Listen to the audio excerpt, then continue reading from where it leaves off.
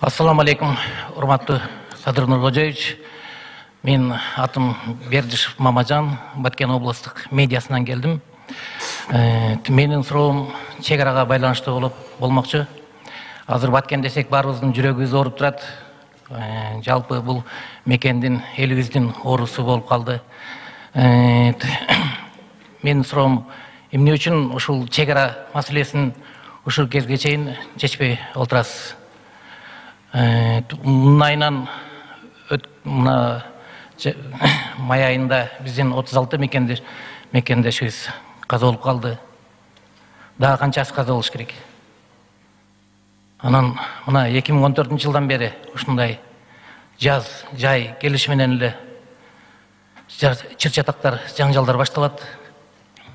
Анан элибиз дагы күтүп атат, эмдиги жылы дагы башталып кетпейби экен ушундай депчи. Сиз биздин ушу мамлекеттин президенти катары эмдиги жылы андай окуя кайталанбайт деп кепил бере аласызбы?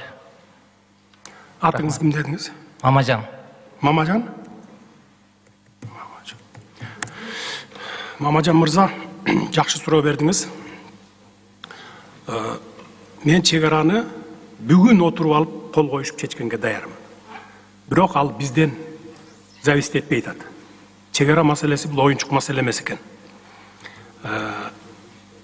Ооба биздин 36 жаран өлдү былтыр апрель айында. Тажикстан менен болгон кагылышууда ошо 36 жараныбыз өлдү. Бул 30 жылдан бери чечилбей келаткан маселе экен. Биз ага чейин Өзбекстан менен маселени чек араларыбызды такташып келатканбыз. Өзбекстан менен бүткөндөн кийин анан Тажикстанга өтөлү дегенбиз. Ага чейин мен ошо Тажикстандын чек арасы боюнча кагаздарды карай эле келем. Май айында мен улуттук коопсуздук кызматынан баягы өкмөттөр аралык комиссиянын кагаздарын алдырып келдим. Ал жерде 3 талаш тартыш маселе бар экен. Бирөөсү болсо жана 4 көчө менен ошол жана жак өрүк менен Көкташ. Ушул жерде 275 метр. Анан кийин Ворукка кеткен жол. И үчүнчүсү Баткен району менен Лейлек районунан талаш жерлер бар экен. Бирок алар юридикалык жактан биз аяктан правбыз.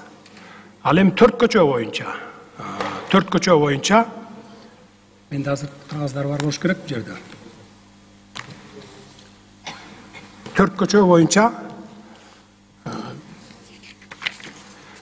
2009 жылы 3 мартта Адахан Мадумаров Совет Безопасности болуп турган мезгилде кол коюп берип салган протокол бар экен мына ким ондай. Ушул жерди алар биздики деп атат. Мен айтып атам, жок, силердики эмес. Бул жер 100 жылдан бери биз өтүп жүргөн жер Лейлеке. Десем алар муну бетибизге такап атат. Мына Мадумаров секретарь Совет Безопасностьна кол коюп берген деп атат. Ал мындай кол коюптур. Ошол 275 метр жер Тажикстандык экенин тааныйм дептир, ооба силердики деп бериптир дагы. Бирок кайра 49 жылга бизге арендага берип тургула дептир, деп кол коюптур мына. Ошо менен ушул протокол менен 49 жылга арендага алгансыңар силер деп атат. 12 жылыңар бүттү, 37 жылдан кийин же жабабыз, же кайра сүйлөшүүлөрдүн негизинде узартабыз деп атат. Мен айтып атам, Мадумаровдун кол койгонго акысы болгон эмес ал убакта деп атам. Эч ким аны ыйгарым укук берип жиберген эмес деп атам. Эки, бул юридикалык жактан жарабайт бунуңар деп атам. Мына ушуну. Анткени эки өлкөнүн ортосунда чек ара маселеси кандай чечилет? Биринчи, өкмөттөр аралык комиссиялар иштейт. Булар официалдуу түрдө. Андан кийин алар макулдашып, соглашениеге кол коюп келсе, мага келет президентке. Анан мен карап туруп макул болсом жогорку кеңешке жиберем. Жогорку кеңеш макул болсо ратификациядан өткөрөт. Кайра мага келет дагы, анан мен кол койгондон кийин бүттү эки мамлекеттин ортосунда чек ара бекемделди, чечилди десек болот. Башка бир дагы тармактын акысы жок барып кол койгонго. Мен ошого таянып атам. Анын эч ким укук берген эмес. Бул протокол жараксыз деп атам. Бул жерде спор жок. Башка жерди чечели деп атам. Мына ушинтип талашып келатабыз. Эгер чеч, сенде күнөө кетип атат, бүгүн эле азыр эле чеч десеңер, анда чечип кое берем. Чечип кое беребиз анда. Бирок биз буга жол бербейбиз. 275 метр жер эмес, 5 метр жер биз бергенге акыбыз жок. Бул Менин менчик жерим же сиздин менчик жериңиз эмес, бул элдин жери, мамлекеттин жери. 100 жылдан бери ошол жерге каттап жүргөн жер. Эгерде ушул менен чечиле турган болсо, анда 37 жыл деле көз ачып жумганча эле өтүп кетет. 37 жылдан кийин ал Лейлек толук анклав болуп калат. Ушуга макул болуп чечебизби? Жок, бул юридикалык документ эмес деп биз ушундай талаш тартышыбыз бар.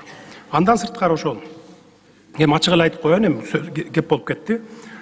Лейлек менен Баткенде 210 миң гектар жер талаш жер деп атат.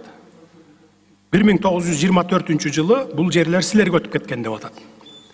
Ушуну менен биз ушу жерди бересиңер деп атат. Мен айтып атам, жок, силерге бул жер өтүп кеткен болсо, бизге өтүп кеткен болсо 24 жылы. Анда 24 жылы биздики Мургап өтүп кеткен деп атам силерге. Ал жер 3 миллион гектар жер. Анда аны бергиле, анда биз силерге бул жерди берейин. Бул жердеги элди мен ошол жака көчүрүп кетейин деп атам. Жок дейт, андай эмес дейт, жок, бул жер биздики. Мына ушул эле маселе. Болбосо биз бүгүн чечкенге даярбыз. Бирок сразу айтып коеюн, өкмөттөр аралык комиссия иштеп атат. Мына бүгүн эртең Душанбеге барышат комиссия дагы. Өткөндө 8 километрден ашык жерди дагы өлчөп келишти. Кудай буйрса, мен ойлойм, тынчтык жолу менен, сүйлөшүүлөр жолу менен биздин эле тарапка же Тажикстандын эле тарабына оодарбастан эки жактын тең кызыкчылыгын бирдей карап туруп, анан чечебиз. Бирдей карап туруп, анан чечебиз.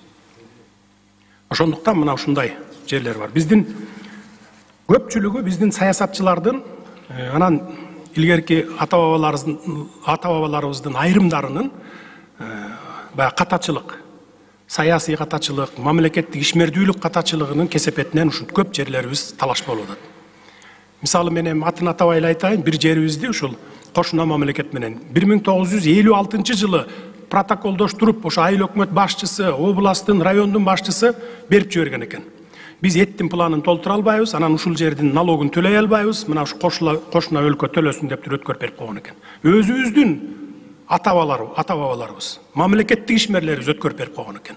Мына ошонун кесепетинен дагы бир топ талаш тартыштар болду, бирок биз бир топ жерин кайра кайтарып алып атабыз ошону. 1956 жылы катачылык кетирген аталарыбыздын ошибкаларын оңдоп атабыз, каталарын оңдоп атабыз. Мына эми мен жамандагандай эле болбоюн, ушул эле Адахан Кимсанбаевич Мадумаров боюнча. Өзү абдан билимдүү. Сүйлөсө тили буудай куурат дегендей. Анан ушундай катачылыктарды неге кетирет дейм да. Мына 2007 жылга чейин, аягына чейин мен депутат болгомун. Каркыраны мен бербей, чырылдап, өткөрбөй койгомун такыр. 10 чакты жол алып келишкен парламентке. 2007 жылдын аягында бизди депутаттыктан таратып ийди. 2008 жылдын апрель айында ак жол менен келишти. Адахан Кимсанбаевич өзү спикер эле. Добушка койду дагы өткөрбөйдү. Ошол жерден Ибрагим Жунусов чырылдап, ыйлап турду. Вай, могу жерде катачылык бар Каркырада, таласта бар, ана мына Чүйдөк эле жана Абиездеги 2 заправка турган жер. Ошол жерлерди оңдоп коелу. Ратификациядан өткөндөн кийин оңдолбой калат, мүмкүнчүлүк болбой калат. Ошого карабастан кнопканы салып туруп 2008 жылы апрель айында өткөрүп берип койду. 2009 жылы бул кылыгы болуп атат. Ошон үчүн биз ар бир жасаган кадамыбызды эсептеп, жет өлчөп, бир кесип жасашыбыз керек. Бул мамлекеттин кызматка баргандан кийин ал оюнчук эмес. Ал эл үчүн жалгыз сенин эле өзүңдүн эле ишиң эмес да. Бул жалпы элдин мамлекеттин иши. Ошон үчүн кылдат караш керек болчу. Мына ушунун кесепетинен чечилбей атат бүгүнкү күндө. Бирок Кудай буйрса, убакыт керек. Бир топ убакытты алат, чечебиз.